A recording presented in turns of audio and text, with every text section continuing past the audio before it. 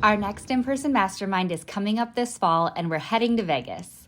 We're kicking off this mastermind with an in-person tour at Zappos downtown Las Vegas campus, where you'll learn their strategies behind company culture, core values, employee engagement, and customer service. Looking outside the legal industry for business concepts and strategies allows you to gain fresh perspectives and innovative solutions that can be applied to improve and differentiate your firm's operations.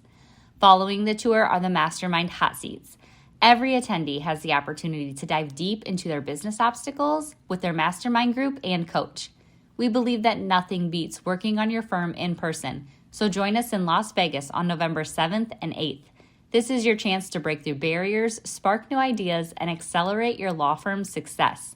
Limited spots are available. Visit maxlawevents.com for full event details and to grab your ticket today.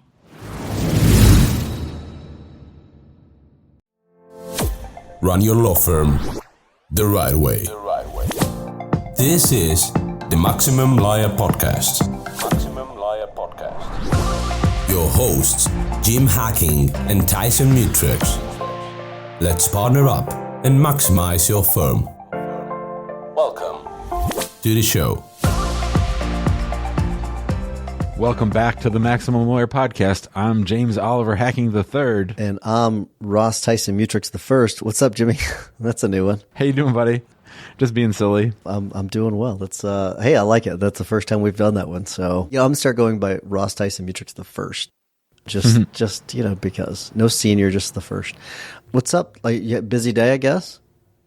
Well, you'll recall that back when we used to do the podcast in the old days that we always had construction sounds and trucks going by and all that stuff. I'm surprised we've been recording all day. I'm surprised we haven't heard that downstairs we finally have started our build out of the ground floor of our building that we bought back in December. So we knew these guys were coming. We haven't paid them any money yet, but like they're almost done. They showed up yesterday and just got to work. Like they had the whole team here knocking stuff down and building up walls. It's crazy.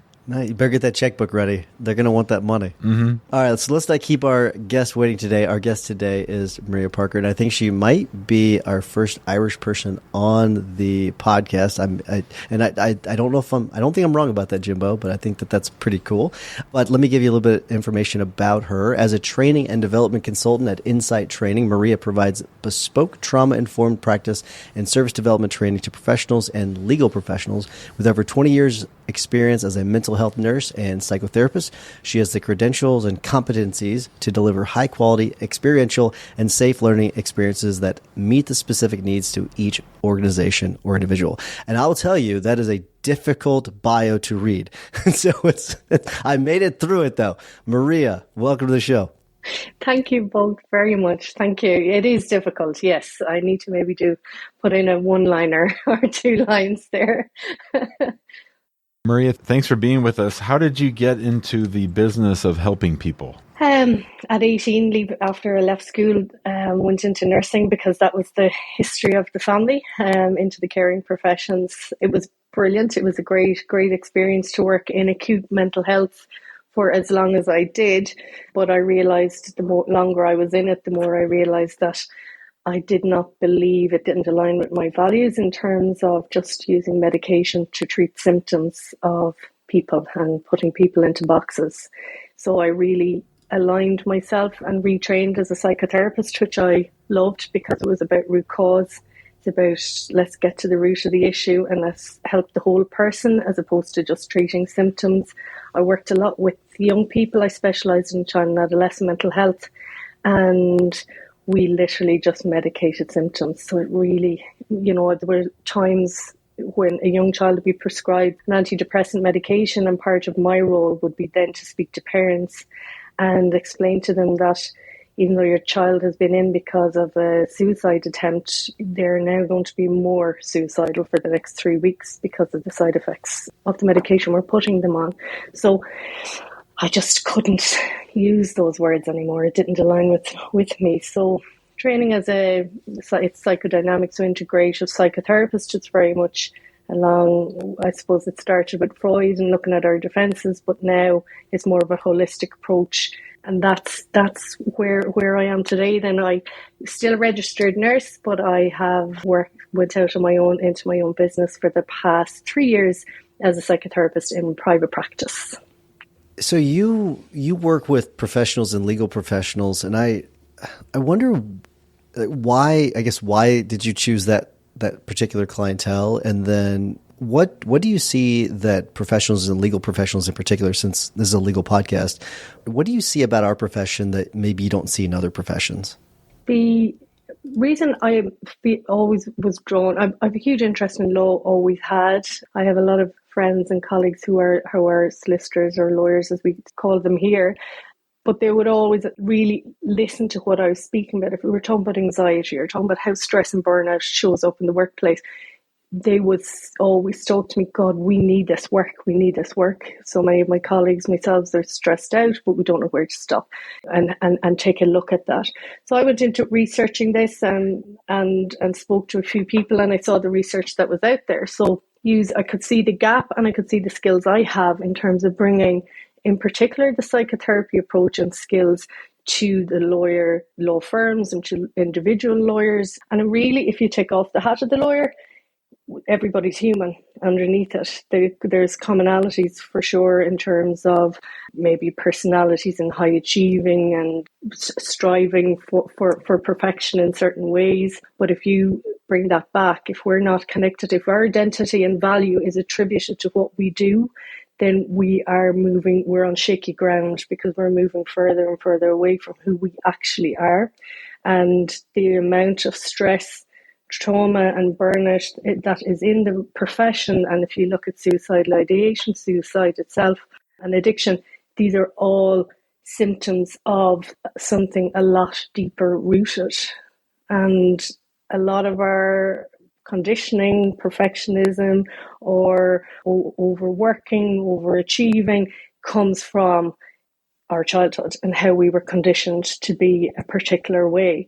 And if we grow up in a place where we are not what we call our true selves, and we're striving to base our value on what we do, then we are more open and susceptible to having deeper issues mental health wise as we go on, because you're not going to realize, or when you're out of when you're in the heights of stress, we can't make decisions like we would if we were in a more balanced state.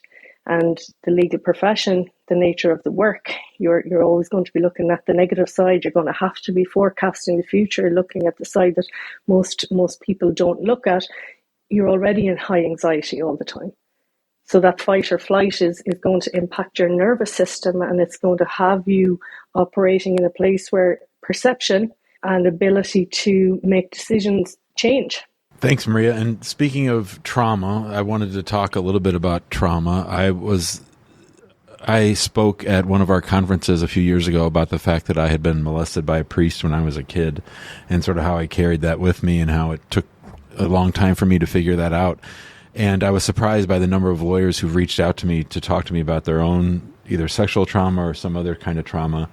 And then I happened to read a wonderful book, a very hard book to read, called The Body Keeps the Score last year. I'm just struck by how damaged people are. And a lot of us are just walking around, especially lawyers, with these battle armors on that are really just protecting these really sort of damaged, hurt souls.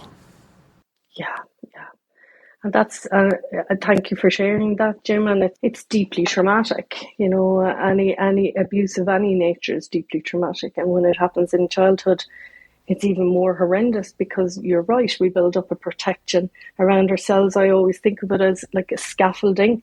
So we're still inside, but we're operating out. The scaffolding is keeping us up and keeping us functioning, but it's not steady. It's that, again, it comes back to that ground that isn't steady. So when you're carrying shame, and shame is one of the deepest outcomes of trauma, if you want to look at it that way, guilt tells us I've done something wrong, but shame ultimately tells us I am wrong. There's something profoundly wrong with me. And in childhood, if you look at, like, Body Keeps Score is a brilliant example of trauma work. If you look at Gabor Mate's work and what he talks about in terms of trauma, it's not necessarily what happens to you. It's whether if you're left alone with that trauma. So if you didn't have an adult or somebody around or anybody that hasn't, to make sense of that incident, to make sense of what happened, then it can be more accepted. It's easier to integrate it and it's easier to get the support. But when you're left alone, children in particular make up stories. We make up stories about ourselves as we grow up. It comes back down to safety and connection, and how safe do we feel within our bodies, because most of us, and again back to the busy lives within law firms and individual lawyers or in-house, wherever they're working, it's such a fast pace. It suits to leave your body, to not be connected with the body, to be cognitively thinking all the time, forecasting and working in the future, because it's easier, it's familiar to leave the system. So it doesn't surprise me that you had a lot of people contact you with similar stories, and that comes back to me speaking that we take off our hats. It doesn't matter what we do. We are human at the base of everything. Well, that's what makes us the same. That's what connects us all.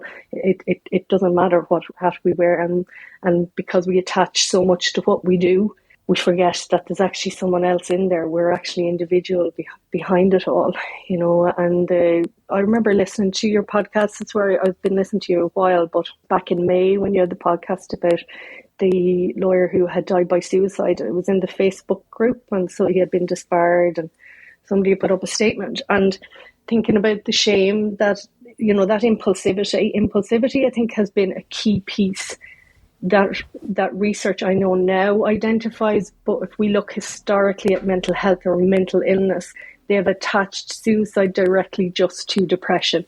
So I feel and believe deeply that we've missed out on many, many years of impulsive suicide due to trauma and due to the deep shame that people carry, that they haven't got chance to express or to speak about, or have a safe connection, understand what safety is, understand what it means to actually connect with somebody who wants to hear. Because, and as you mentioned there, Jim, in your childhood, as adults, my role with anybody that comes into therapy or the groups I support in law firms in terms of understanding vicarious trauma, once you have a safe space where people hear you and it's validated and those younger parts are validated, everything can change. And if I didn't experience that and didn't believe that, it would be a really horrible profession for me to be in, because there'd be no hope. So I hold hope for people when they can't hold it. There's a brilliant, one of the most healing and transformative trauma approaches that I use is internal family systems. I'm not sure if you've heard about it. I was in Santa Barbara. I presented last month at a legal summit, the Legal Operators Summit in Santa Barbara, and on interpersonal relationships and trauma and how it impacts how we show up in our relationships today. And I spoke a lot about internal family systems and was really surprised and loved the fact that a good few people had heard about it. But for me, this is where the medical profession have gone wrong in medicalising us as humans to such a point that it's just the symptoms, as I said earlier, whereas IFS is about, well, let's not worry about pathologizing somebody. Let's actually take them. We can acknowledge that you have a diagnosis. Let's just park it and let's see what's underneath that. Where did this begin? Let's work backwards. Let's work together to figure this out. So there's a curiosity, there's a bit of detective work, but the framework in itself talks about our self-energy. So that's the part in us that we're all born with. So baby born perfect. They have that soul energy, you can call it. It's about spirituality, but it's your essence. It's our core self where we're good humans, right? As we grow up, depending on our families and what trauma they carry and how they parent us and what they believe or don't believe about us, whether we're good or bad, we internalize all this. And in order to stay safe and connected with our parents or our caregivers, whoever raised us, we have to conform to what they want. So if I don't agree with shouting and I tell my children not to get angry and don't shout, they're going to shut that down in themselves, right? So they're going to repress that anger because they have to stay connected to me no matter what I do. I'm their survival link. I'm their link to survival. And as they grow up, then they'll shut out anger. So they may then lack boundaries, not know how to put boundaries in with people. They don't want to make anybody angry, right? So they're just little examples, but that's part of how then we're conditioned. But in IFS, it talks about that self-energy. It never leaves us, it's undamaged, and it's true to us. But in order to show up safe in the world or in our workplaces, we have to, well, what Freud would have called defenses, we bring in our managers. So again, the managers can be anxiety. Anxiety is a manager because as long as we're anxious and worrying, we don't have to connect with the feeling. All right. So the managers protect our younger selves, which are the exiles. And the exiles are the vulnerable parts in us. So all of us here today are adults, but we all were 1, 2, 3, 4, 8, 5, age 6. We all have all these years behind us where at times things may have happened, right? On different levels, different scales to different people. But if we didn't get the support to understand and process that, then we had to push it down, right? And repress it. But the energy of that emotion, so say if it was anger, say if it was upset, if it was whatever, feeling shame, there's huge energy in that, in those emotions being pushed down. So emotions are energy, and they need to, the word I always talk about, they need to complete their energetic cycle. So it's like stopping somebody mid-yawn, like it's awful, right? Except it's on a way bigger scale, of course. So we've these repressed parts in ourselves, and how we keep them pushed down is these managers. So the managers might be people-pleasing, no boundaries, overworking, right? Only thinking, don't deal with feelings. So our managers are working hard every day. They're important to us in order for us to survive every day. But we also then have, if our managers don't work, we have what's called firefighters. So our firefighters are where a lot of people in high functioning and professions, in high achieving professions are. So that can be addiction. It can be addiction to whatever it is. It can be addiction to work. It can be addiction to alcohol, drugs, whatever it is, to numb. So the firefighters are numbers. And also suicidal ideation is a firefighter, but so is suicide. So suicide obviously is the ultimate get out. Right? So these are the first responders that come into your life and say, we can't deal with these emotions. We need to protect you in some way. So it comes back to protection. But in the work with IFS, why it's so powerful is you learn to connect with your self-energy. So that part of you that is undamaged inside, that wasn't conditioned, that can't be conditioned. Are you tired of the marketing guessing game? Does your website feel more like a digital billboard than a client magnet? If you're nodding along, you're not alone. And it's time to stop the uncertainty and start getting real results. Let's talk about your marketing spend. Are you just shelling out money every month and crossing your fingers? Do you ever wonder what impact your marketing is really having on your revenue? Well, it's time to take the guesswork out of the equation with Rise Up Media. We've been working with them for over a year, and the feedback from our fellow members has been fantastic. Rise Up Media is here to take your marketing to the next level. They'll even perform a full audit of your online presence, giving you the good, the bad, and even let you in on what your competition is up to that you're missing out on. And the best part, there's no obligation, no catch, no pressure. If you decide to work with them, their contracts are month to month. That's right. No long-term commitments tying you down. So what are you waiting for? To learn more about how Rise Up Media can transform your firms, visit riseupmedia.com/maxlaw, and Rise is spelled with a Z. riseupmedia.com/maxlaw. And it allows you to have a deep compassion for the younger parts of you, the younger you that took on these beliefs about yourself, that you weren't good enough or you had to change to be cared about or to be loved. And ultimately that brings those parts back into the fold, and you can then be more in line with who you actually are authentically. And it really bothers me when workplaces talk about show up authentically. The reality is most of us don't know who we are authentically because we've been operating out of a system, a conditioned system for most of our lives. And even if, and I can imagine even if some people are listening to this and thinking, that's absolutely not me. Well, then it is the case for most of us, right? So just ask yourself, that's okay if that's how you feel, but ask yourself, is it working? Are my relationships working? Am I okay in my relationships outside of work? You know, it might be great in work, but what's happening outside of it? Yeah. So this is a good segue because I saw a really interesting ad. It was posted on X the other day, and it was a 2-minute ad, and so which is pretty long, and it's actually at a soccer match, and the entire ad is it's centered on two guys that are sitting in the stands. And the guy on the left he kind of looks down all the time, and it goes through multiple games, sometimes good games and bad games. The guy on the right side, he's always cheering and he's up, he's smiling. The other guy is always seated and just sitting there and always not quite a scowl on his face, but is not quite looking very happy. And then at the end, that shows an empty chair on the right side. And then the guy on the left side takes a scarf and puts it on the chair, and it's just to symbolize that guy is gone. And then there's a message about basically you never know about what's going on the inside based on what's on the outside. So can you talk a little bit about that and maybe give us some tools we can use to identify things going on with other people that maybe we need to ask a couple extra questions and see if we need to reach out to help them out?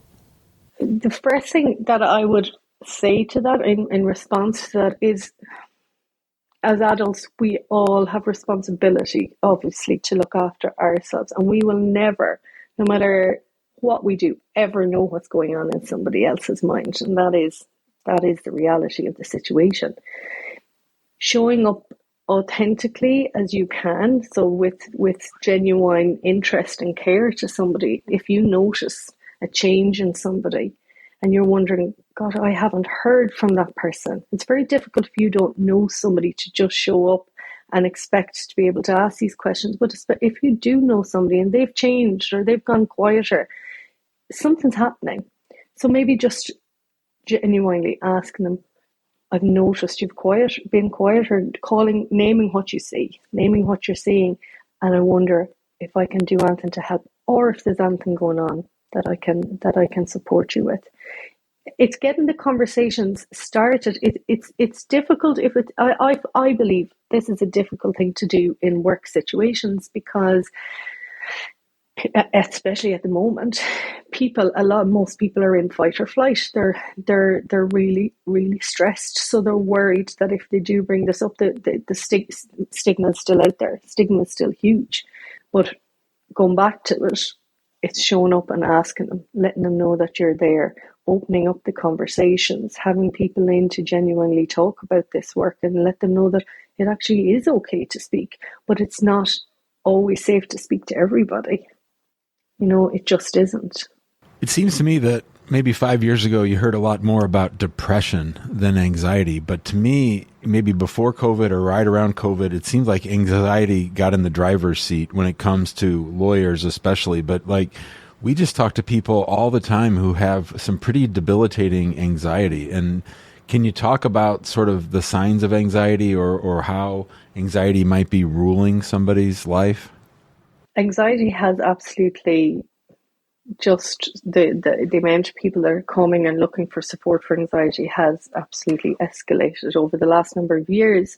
And it's really, anxiety is your nervous system has gone into fight or flight overdrive, right? So we have a nervous system that when it's in its parasympathetic state, which we all want, that's kind of rest, digest, relaxed, we can make decisions, we're clear-minded.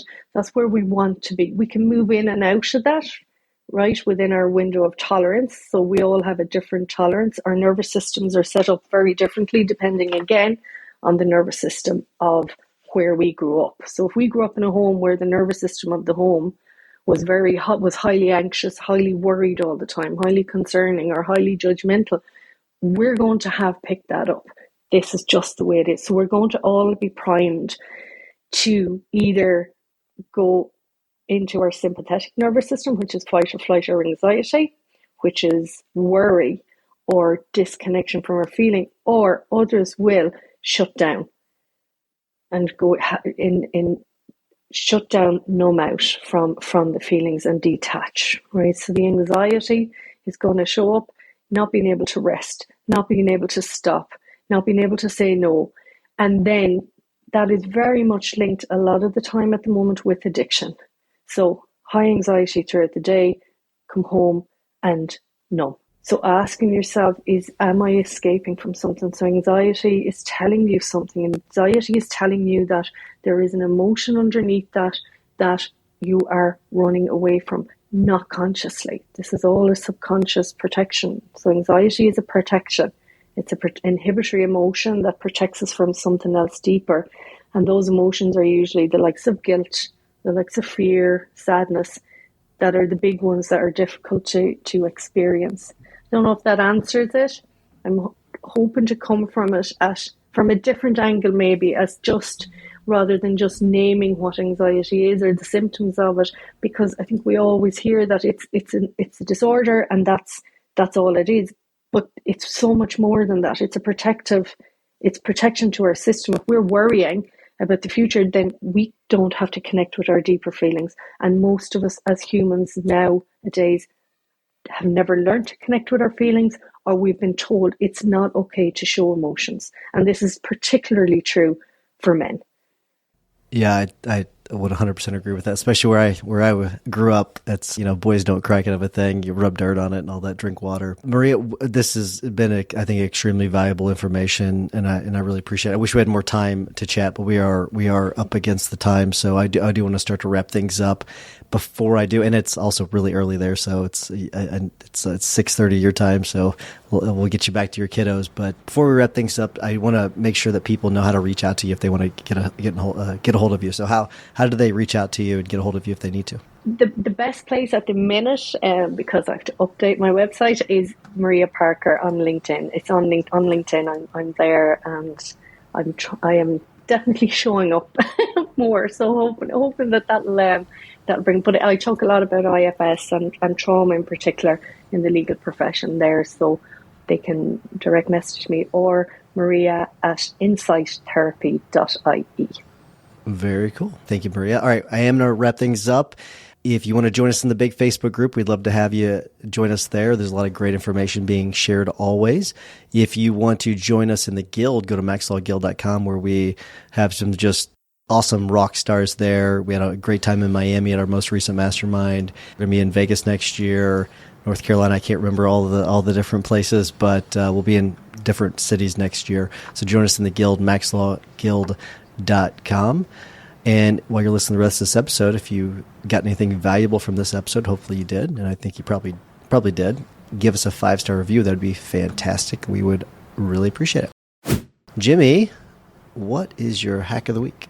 Read a great book very quickly. I read it in about a week. It's the new book called Going Infinite by Michael Lewis. It's all about Sam Bankman-Fried and the rise and fall of crypto. And you read that book fast, man. Holy crap. Yeah, it just came out. I got it right away. I do audio and reading, so I get through it pretty quickly because otherwise my attention goes elsewhere. But it was great. Lot of good lessons, especially about paying attention to the rules and about the importance of following procedures. I think anybody would really enjoy it. I think Michael Lewis is sort of a fanboy of Sam Bankman-Fried, so I think it's a little bit soft, but the book itself was pretty insightful. Interesting. Okay, very good. I've not read it yet, so I'm going to check it out. But Maria, we always ask our guests to give a tip or a hack of the week. It could be a book, it could be a podcast, it could be a quote, name it. What do you have for us? So I would love for everybody to, if they're interested in internal family systems, to look at the book No Bad Parts by Dr. Richard Schwartz. That's really, really brilliant book. And another tip is tapping for anxiety. So you spoke about anxiety, and I was telling you about the nervous system, and we've the vagus nerve running through our body from our head down to our gut.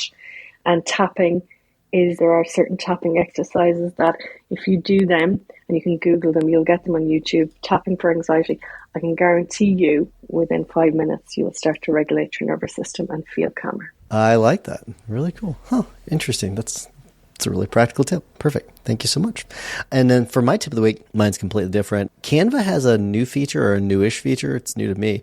They had the docs to decks, but now they've got the Meet Magic Studio. It's called the Magic Studio. We're able to create things for you. Like you tell it what you want, and it will create it for you, which is really, really cool. And I've tested it out. It's good sometimes, it's bad sometimes, but it's using AI to make the things that you need. So check it out, canva.com. It's really cool. Maria, thank you so much. Really appreciate it. I think our members and our listeners are going to get a ton out of this. So thank you so much. You're so welcome. Thank you both. Thank you. Thanks, Maria. Thanks a million. Thanks for listening to the Maximum Lawyer Podcast. To stay in contact with your host and to access more content, go to MaximumLawyer.com. Have a great week and catch you next time. Before you go, have you heard Jim and Tyson talk about the Guild on the podcast or in the Facebook group? If not, you're missing out on some really exciting things happening with Guild members and their law firms. The Guild includes a community, accountability, trainings, group coaching, and in-person events like our quarterly masterminds. Inside, you'll gain support, tap into a network of connections, and continue learning, a common theme among successful entrepreneurs. Investing in a community is like the self-care of business ownership. Surrounding yourself with other people who get it is crucial when you're creating a rock-solid foundation to build your business on, one that's strong enough to withstand setbacks, transitions, and growth. So head to MaximumLawyer.com/the Guild to join now and get started today.